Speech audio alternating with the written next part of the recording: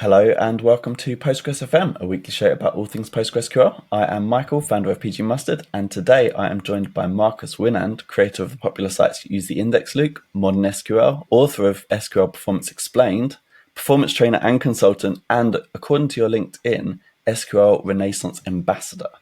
It's a pleasure to have you here today, Marcus. Thank you for joining us. Yeah, thank you. Awesome. Well, I suggested the topic this week, but it is very much your topic. It's modern SQL, and I'd love you to give us an intro into what you mean by modern SQL and also how you came to be such an ambassador for it. So it basically goes back when I realized that many people think that the old SQL, so what is more technically described as SQL 92, is pretty much the only SQL. Like we have joins, we have them for decades, and people think that's it, because that's what they learned like decades ago and so on. And they didn't realize that the story didn't stop there. It went on. And we got what I refer to as more modern features, which are not rooted in the relational idea, like window functions or recursive queries, or more modernly, like JSON support, document support at all. We have XML for quite a while in SQL. This is what I kindly refer to as, modern SQL, as opposed to the grandparents SQL everybody has learned like decades ago. Yeah. So do you see this more as an issue with people that have been around for a few decades and got stuck in their ways, or do you see it also with new folks coming along and getting taught by those people, or the lessons they're learning only include the most basic rudimentary SQL?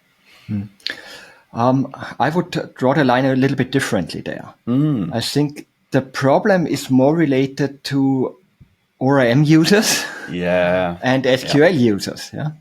So you see, SQL users, there are also two kinds of users. Those who just learned it once and never get an update. That definitely exists. But I think the most problematic area is actually in the ORM world, or rooted in the ORM world, where the people just really think because the ORM tool is doing the best, because, well, they are specialized on using SQL, the authors of the ORM tool. So this is probably the best you can do. But that's unfortunately totally wrong. So the whole idea that SQL is just about relational things is just outdated. Yeah, that was right in 92, but it was already wrong in 99. And somehow all the people managed to miss that message. Yeah? They didn't get the memo, so to say.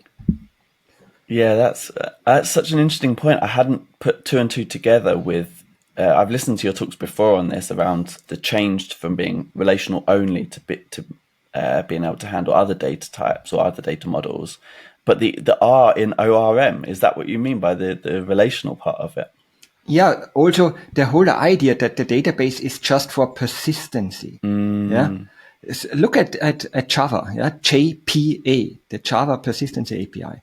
Just the idea that the database just stores data. Yeah, that's a wrong idea for SQL. It might be a right idea for some other systems. Yeah, but for SQL, the fundamental idea of SQL is that we have a separation of the persistent data layout and the transient data layout that we need for one query right now. Yeah. Because one other thing that I like to put emphasis on is that SQL is not a query language. SQL is more like a transformation language. That's nice. If you look at query languages, go to any web page, open the CSS and look at the selectors of CSS. This is a query language. A query language can pick out one small piece of something larger, and that's it. But now look at SQL. With SQL, we are most of the time focusing on transforming data. Transforming the persistent data we have stored on the disk to last forever, more or less, to answer a question we have at hand right now. Yeah. That might be a different question tomorrow. It's most certainly a different question. And the whole idea of SQL is that we normalize, there is this bad word, normalization. We normalize the data persistently on the disk so that the shape of the data does not change often. Yeah, the shape, not the data itself, the contents of the table, but not the shape, not so often. Now compare how static is the on-disk schema if you have properly normalized it compared to the questions you try to answer with those data. You get every day new questions from marketing or from reporting or from whatever. Yeah? And the idea of SQL is to have a flexible transformation between the rather static schema you have on disk, because once you have collected terabytes of data on disk, then it's hard to change the model you have there. No matter how you do it, it will be hard. Mm-hmm. Compared to the dynamic we have on the question side. And SQL is the glue between these two layers. One thing you mentioned there is normalization being a bad word. I'm curious what you meant by that. Yeah, with normalization, all of us have learned these levels. First normal form, second normal form, third normal. Okay.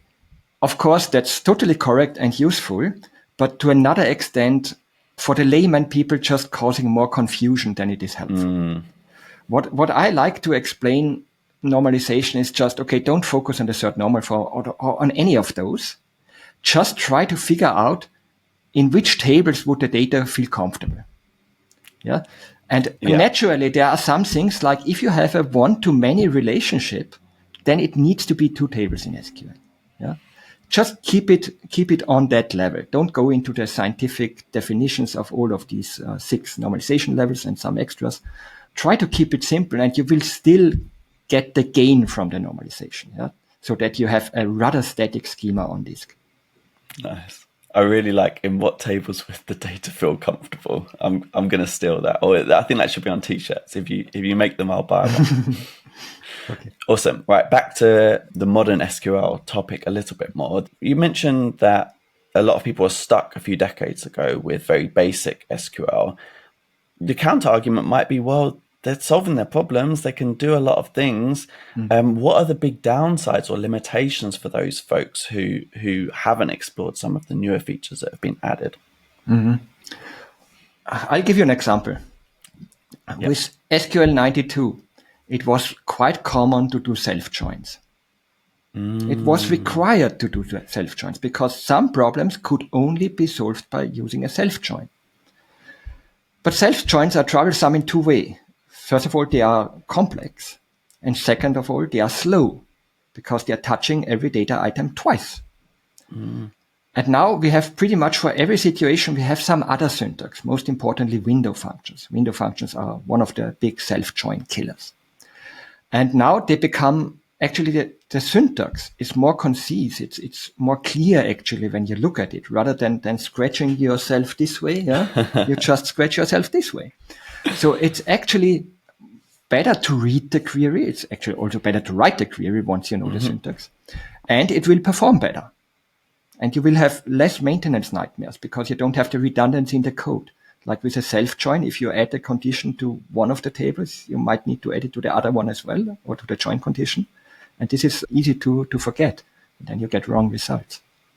Yeah, I love those. So clarity and performance. So clarity not just for yourself writing things, but also for people coming back to it, reading it yourself in future. And performance is a man after my own heart on that front. I think a lot of people assume that, or looking at new features, they assume they'll get new functionality and forget that those other two things are the bigger part. And because of the way SQL works, we likely could have done it before. That's a really good point. But it's actually true because SQL 92 was, from one perspective, it was quite complete. So it was completing the relational idea. And of course, you can solve almost everything. Yeah. Asterisk recursion. Yeah. Almost everything with the old SQL. And that also makes it difficult to learn new stuff because, well, I can solve it already. Yeah. So why do I need to learn something new? That worked for me like decades. It's still working. So what is it about? Yeah. And that's, of course, a little bit more difficult to explain people. Well, I love how simply you did it. So clarity of what's happening when you look at the SQL and performance. What choices does the planner have when executing that? Yeah, really cool. And also, I guess, edge cases as well. Like, these features can be designed to be more, well, we've done whole episodes on handling nulls, and they can have thought about those more than, or if you have to roll your own versions of these features, you have to handle nulls yourself, which can be painful, to say the least. So one of my favorite features in this regard is the is not distinct from operator. It's the null safe operator, so that if you have two nulls on both sides, that you still get true. Yeah. You could say it's a modern SQL feature. According to my definition, it was added after SQL 92. And if you look at on my website, Modern SQL, you can check out which systems support that operator. And yeah, unfortunately, not so many. Interesting. Although I consider it something quite essential. Yeah. But still, also the vendors didn't get the memo that there is something new they need to catch up with. Dare I ask, I actually haven't used it. Is it in PostgreSQL? Do you remember? It is there. Yes. It does work syntactically. You get the right results. Okay. But there are some gotchas when it comes to optimizations. Interesting performance. There we go.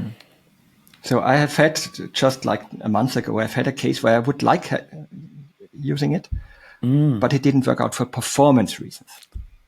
That's so good to know. That's very, very interesting.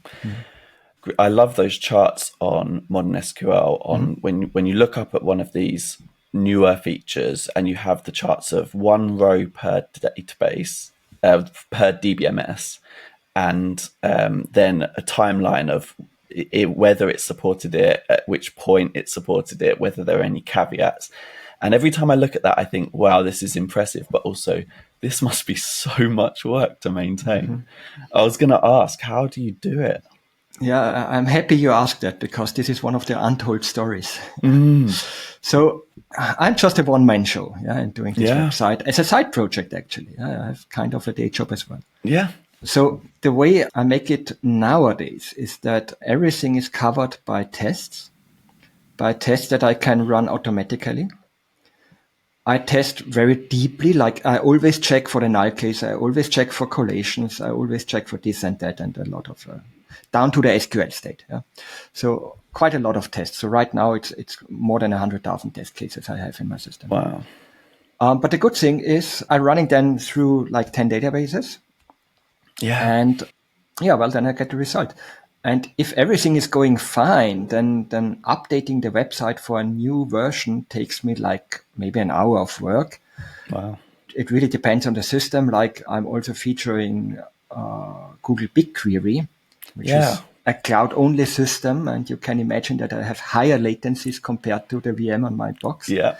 So for that, it takes a little bit longer to run the tests. But after that, it's basically just saying make. Yeah, and everything is rendered again and updated again. And that kind of works. And now I'm working on getting actually more features in there. Oh, nice. You mean, so what's coming up? Yeah, so I try to catch up. Like, of course, I like to focus on the modern SQL features. Yeah. And I also like to focus on features that are already implemented in some systems, because this is more valuable, of course. And I also have always an eye on the new features added by some systems. Like if we talk about Postgres, I think it was even in 15 that we got the functionality of the unique constraints, where we can choose how it should treat the null values. So this is whether you can determine that you are only allowed to have a single null value. Exactly. So it's the nulls distinct. Let me just check up my own. No, I like it. Nulls distinct. So it was introduced with 15. Yeah. So now you can choose for a unique constraint, if it has a nullable column, whether one null should rule out other nulls or not. Yeah, and that was now added to the new standard of SQL. We have in the year 2023, so last year, we got a new standard and it's in there. But even a year before it was put into the standard, it arrived in Postgres. Oh, nice. So this is kind of the features I try to catch up with the new stuff introduced in the standard, as well as in newer releases of the systems.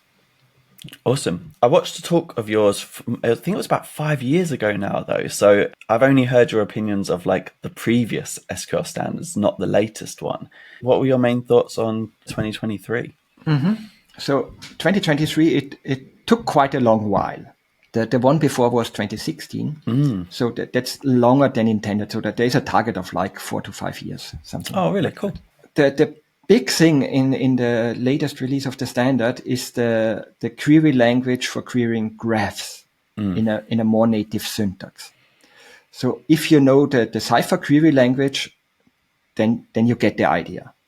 It's basically about drawing with skRs a path through a graph that you want to match on. And there is now a standard of its own next to SQL, which is basically independent of SQL. So it's a new language, a new international standard that defines the query language, or generally the language to work with such databases, like how to insert something into a graph and how to query the graph. So this is kind of independent of SQL, except that the same people who do the SQL standard also do this new standard. And obviously, we would like to have that capability also in SQL. So additionally, besides that entirely new standard, there is now a new part of the SQL standard, because the SQL standard is actually made up of several parts, and now there's a new part, so that we can use the query functionality part of the new standard inside SQL in our queries. So that basically in the from clause, so we have match operators, and we can use that skrt kind of querying directly in SQL. And that's most certainly the killer feature of 2023. But of course, it may take a while until vendors catch up. There are some commercial implementations are available, but they predate the standard. Therefore, they don't implement the standard down to the last sentence. So I'm curious how this evolves over time, and if that the standard can still have the power to unify these languages. That's something that we have to watch out for. But besides that one mega topic, and that's probably the reason why it took so long. Besides that, we have got many small things like the null handling that I was mentioning. One really nice thing is that we can now into literal numeric values. So if you write a number like 1000, you can now put in the underscore as a separator for, let's say, 1000 digits, so that you can easily spot when it's a million or a billion what it is, so that you can make it more readable. You see, it doesn't change anything what you can do with the language. It just makes it nicer and more maintainable. And there are also, in respect to JSON, there are also some additions, actually quite fundamental additions. Now, the standard has an actual JSON type. It didn't have one before. The 2016 standard introduced a lot of JSON functionality, most importantly, the JSON query language. That's a query language, the JSON parse language. But it didn't introduce a type for JSON. And now with 2023, they have added the type for JSON, along with some other simplifications and extensions. So there are quite a few small enhancements that just make everyday's life easier. But the big thing is, I think, the property graph language. Yeah, makes sense. I imagine that's going to be a heck of a lot of work for folks to implement. But, well... if it's going to implement it at all. True. Because the SQL standard, it has the core functionality, which every product is supposed to implement. And by testing it, I know it's not working out. And on top of that, it has optional features. And all the advanced features are basically optional features. So vendors can choose to either implement it or not. But if they implement it, then they should follow the standard. Got it. Okay. And I think I read somewhere, but maybe this is misguided or outdated, that vendors can claim that they support SQL if they support SQL 92. But how does it work for the non-optional features for the core later SQL? standards? The short answer is not at all. Okay. And that's part of the story behind modern SQL and the charts you were mentioning. I think a standard is nice, okay, but if nobody cares about it, then it doesn't have any power to unify the language. But as soon as you see the differences and the mistakes the products have, then there is a motivation, then there is an outside pressure to actually comply with the standard. And I can see it, I've actually noticed it today, that when I publish something on my website, the vendors are looking there Nice. And they are questioning when I say, okay, it doesn't work in that product. Then they ask, hey, I thought this is supposed to work. Why not? And then I can show them the test case I have and that it doesn't work. And some of them fix those issues quite quickly, like in 2 weeks. Brilliant. Yeah. So sometimes it just happens. I publish a new article mentioning 10 systems and one of them is behaving differently, maybe wrong. And just coincidentally, 2 weeks later, there's a new release by that system that behaves correctly. So that happened. Yeah, that happens. Would you like to give any kudos or praise to the folks that are managing to turn those around so quickly? In that case, it was the H2 database. The embedded H2 database, yeah. On the other hand, of course, there are systems that have longer cycles and then it takes longer or maybe happens never. But on the other hand, if I look at Oracle, yeah, if I may talk about Oracle briefly. Yeah, please do. The latest release, the 23 release, finally fills the gaps that are there for decades. Like they finally introduce a Boolean type. Yeah, they have ignored it for so many decades and have just said, okay, make it a car one, why no? And that's fine. And now ultimately, yeah, there's movement coming in there. From Oracle, yeah. Even from Oracle, yeah. The whole industry has actually much more movement than like 10 years before. Like that MySQL is getting Windows function support and recursion support and all of that was something I didn't expect actually. When I was starting with modern SQL in 2015, it was rather static, yeah. That there were a few products doing the modern stuff and there were a few products not doing the modern stuff. These were the two things. Yeah. And I did not expect the non-modern stuff to catch up. It was more like, yeah, well, they will stick there forever. But then ultimately they started to get a lot of dynamics into the language support that they offer. Nice, and we all benefit, right? And thanks for bringing up Oracle. I think they're a great case. I think they often are one of the first to support some of these newer things, even if they have had in the past some of these gaps.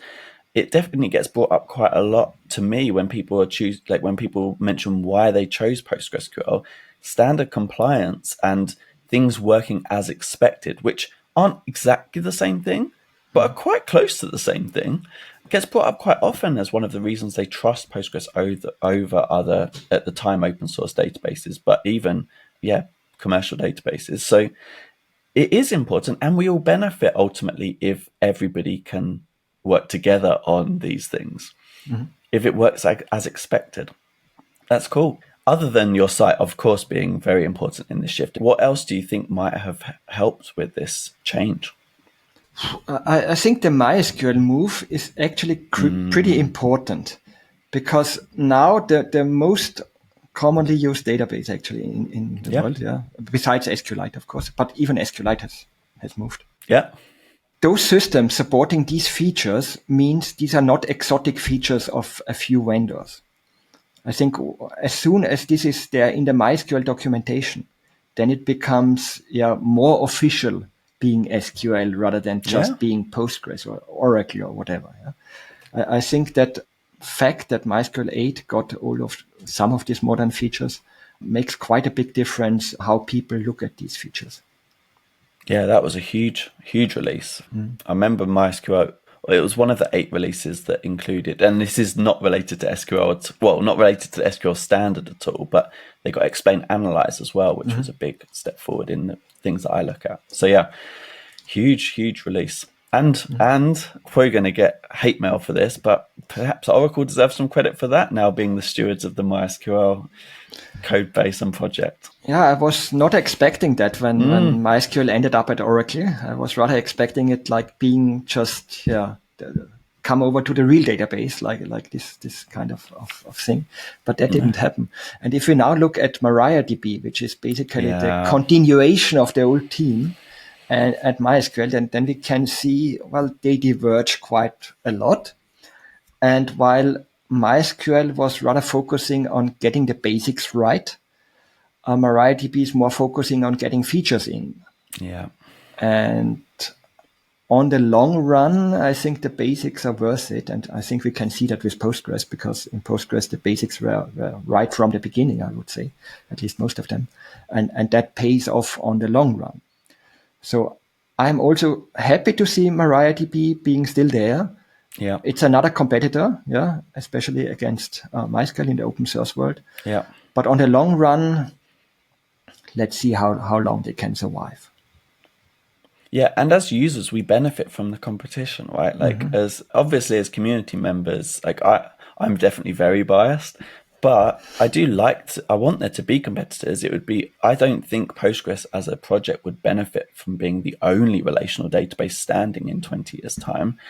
Historically, I don't think that's been the place where most innovation happens or the most like customer benefit happens. So yeah, I love to see it and appreciate your work on this as well. So I didn't want to minimize that. I do think you have had an impact, but yeah, it's cool to see other reasons as well. Of course, there are many reasons for that. Yeah. You also see the NoSQL movement, remember? Yeah. Yeah. In the meanwhile, most of the NoSQL vendors that are still there have some QL, whether they claim it is SQL or it is just some similar QL.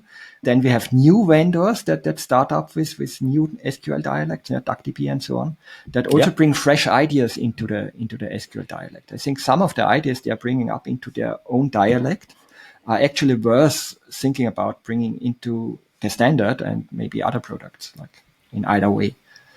So that as I said, there's a lot of dynamics at the moment. Let's go back to what you would like to see. Let's say if somebody's like, well, you know what, I do mostly just use the SQL I learned when I first learned. Yeah, okay, maybe I do a bit of JSON stuff here and there. I've learned I've had to use a lateral join or window function once, but that's about it. What should they be doing? How could they go about learning more? Well, this is pretty much the same for the last not 20 but 10 years. Yeah. The most undervalued feature of modern SQL is and always was window functions. Interesting. If you don't master window functions yet, then stop listening now. We will wait for you and learn window functions. Yeah, and then continue listening. So this is really the single most important and powerful feature. That's definitely my recommendation if you are not into that as well. Other than that, let me give you one problem I see more often nowadays to change the mind about how to use new features, because you were mentioning JSON as well. Yeah. I see JSON used in a way that I'm not sure it's the best way. It is possibly to be used quite often. And the way I'm explaining it is that data types like JSON or JSONB, or even like Boolean, they have several use cases, actually 3 use cases.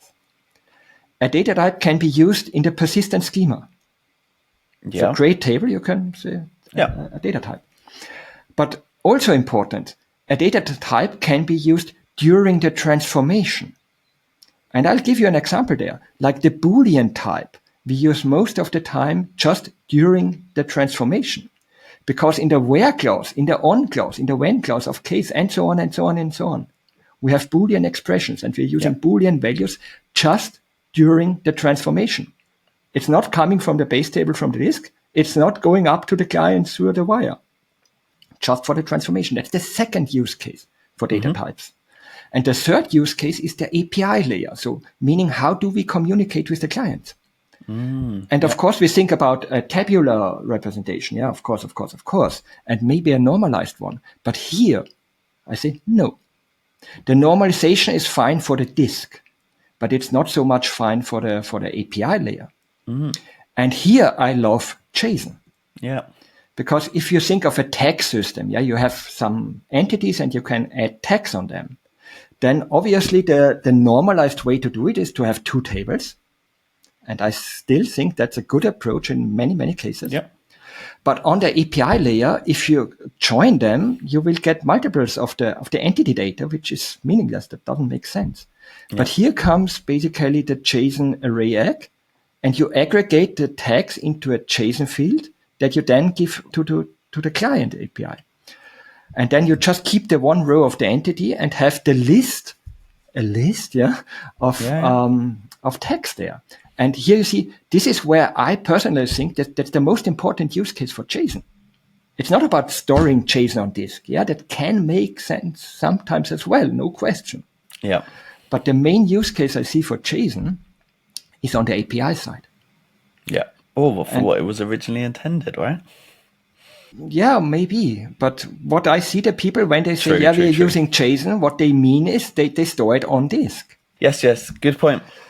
Awesome. Well, what is there anything you'd point people at? Have you given a talk on anything like that before? Any good materials for people? Not so recently. There was this Corona break. So no conferences. I'm still not talking a lot in public. Like there was another podcast recorded, a German one, like a few months back, but that's it. So follow my blog, modernsql.com, and also use the indexloop.com. This is where I publish my updates.